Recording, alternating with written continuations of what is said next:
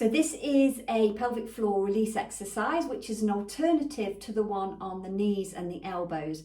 This can be done if you don't like getting down on your knees, but as well as getting down on your knees if you want to. But this is a really good option if knees just isn't comfortable for you, most of the time or any time. So what we're going to do is we're going to use this table or any countertop. So what I'm going to do is stand with my legs about this wide apart, and then I'm going to face the countertop.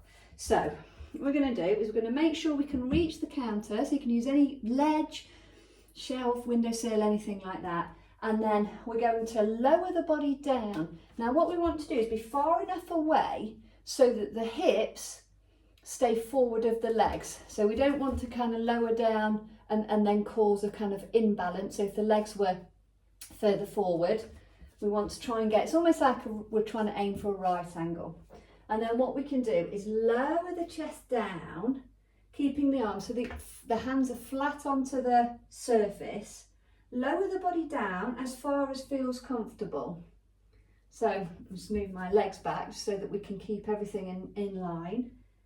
And what we want to do is just make sure we're not dipping the ribs, so just lifting them up, but relaxing the belly at the same time.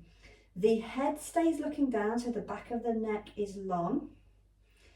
And here again, we just focus on our breath. So breathing in and out through the nose, relaxing the belly. Keep checking that your ribs are slightly lifted, not dipping. Keep checking that the belly is not, you're not gripping it, you're not holding on. And just nice, slow breaths here.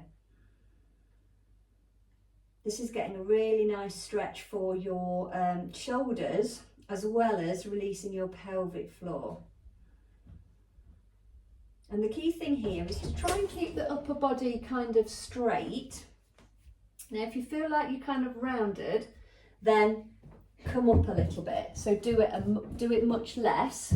So we can bring the body up like this and just push back a little bit. So you can keep, if the ledge is higher, you can just keep the body back, keep the head lifted, but we're still sending those hips. So the idea, the core of this exercise is that the hips are just sort of opening, so you get like an opening feeling in the back of the pelvis, so you don't have to be all the way down here.